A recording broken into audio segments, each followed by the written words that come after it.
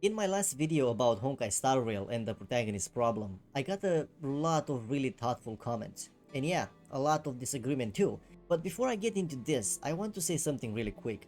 When I started making these kind of videos, especially ones that critique story structure, I honestly expected a lot more backlash. And instead, what I got was a lot of thoughtful comments. People disagreeing, sure, but actually engaging with the ideas, explaining their perspective, pushing back without being hostile. And I genuinely appreciate that, especially in a community where conversations like this can be pretty heated. Now let's get into it. There were 2 points I keep seeing over and over. First, the real issue isn't the protagonist at all, it's the purple prose, the poetic language, the writing style. And second, that as long as the protagonist shows up when it really matters, boss fights, big reveals, or climaxes, that should be enough. And I want to talk about both of these points, not to dismiss them and not to argue just for the sake of arguing, but because I don't think either of them actually gets to the core of what I was trying to say. This isn't really a conversation about writing style, and it's not about whatever the protagonist is physically present at the right moments. It's about narrative function, what the protagonist is actually supposed to do in a story, moment to moment. And to explain why that distinction matters, I want to put Honkai Star Rail next to another game that comes up in a lot of these discussions. A game where the protagonist is absent from large parts of the story, but where the absence actually works. Because once you look at Girls Frontline 2, it becomes a lot clearer why Star Rail's approach feels off, and why this isn't something that purple prose or just showing up for key moments can really fix. Let's start with the purple prose argument. Yes, Honkai Star Rail leans heavily into poetic language. Yes, some dialogue is ornate, metaphor heavy, and a little indulgent. And yes, that absolutely turns some people off. That's a valid reaction.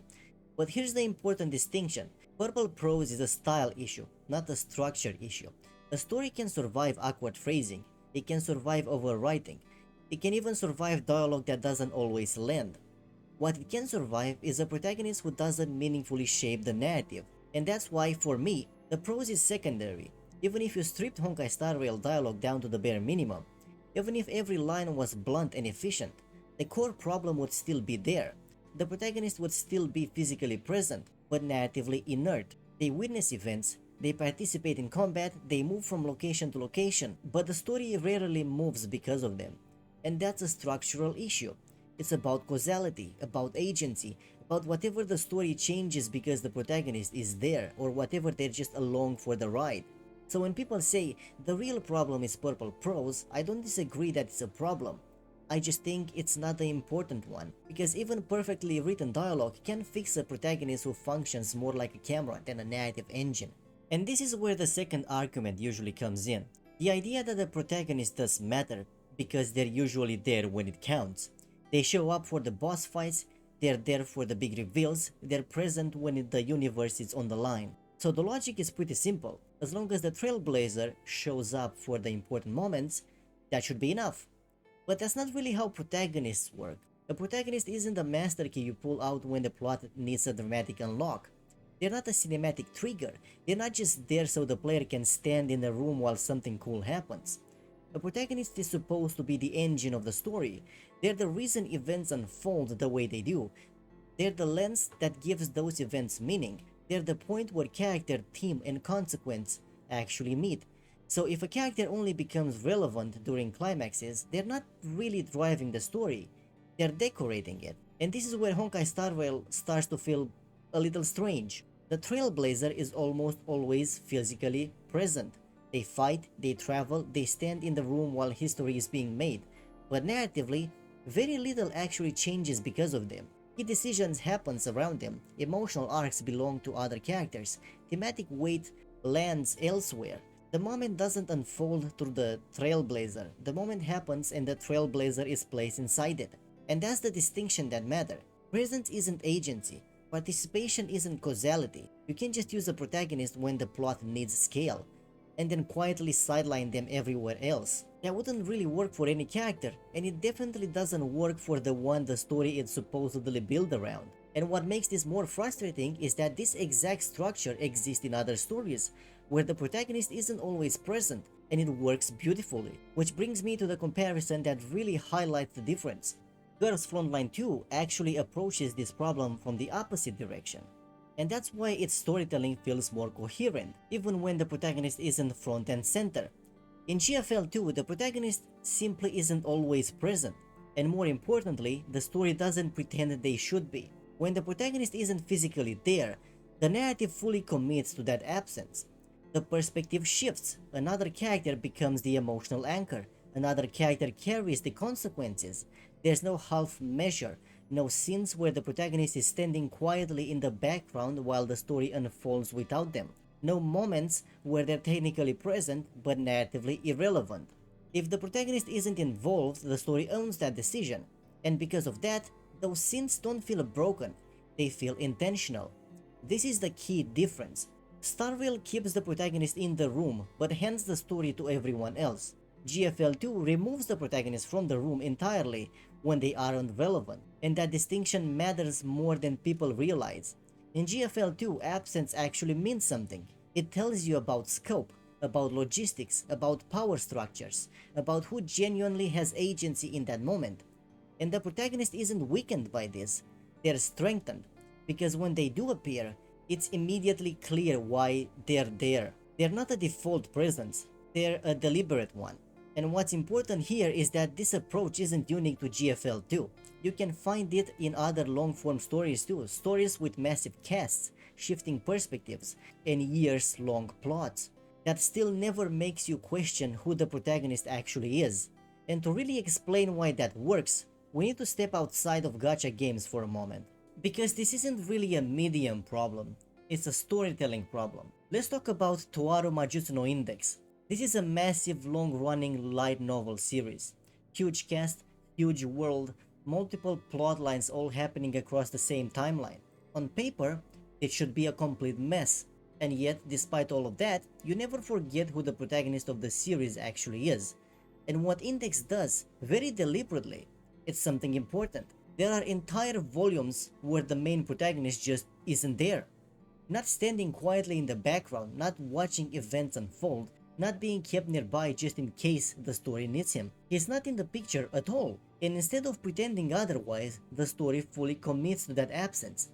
A different character becomes the protagonist for that volume. They have their own arc, their own conflict, their own emotional resolution.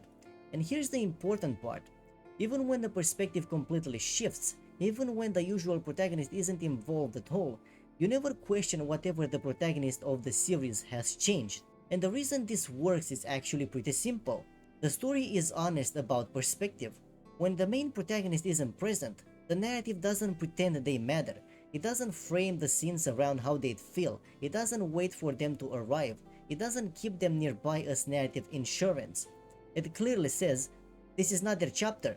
And because of that clarity, the audience stays grounded. No confusion, no narrative dissonance, no feeling that the story forgets who it's about. The protagonist's importance isn't diluted by absence, it's reinforced by intention. And this is exactly where Starville struggles. Starville keeps the Trailblazer physically present, but hands the narrative to everyone else. So instead of feeling like a deliberate shift in perspective, it feels like hesitation, like the story doesn't want to fully commit to its protagonist, but also doesn't want to let them go. Index proves you can tell long, complex stories from multiple viewpoints, as long as you're honest about whose story you're telling in each moment. And that honesty, that commitment, it's what Starville is missing. And once you see that, the problem with the Trailblazer stops being subjective. It becomes structural. This isn't really about preference, it's about coherence. A protagonist can be absent if the story is built for that. A protagonist can be passive if the story acknowledges it. A protagonist can even be sidelined for long stretches, as long as the narrative is honest about why. But a protagonist who is always present and rarely relevant creates a different kind of problem. Not a loud one, not an obvious one, a slow, structural one.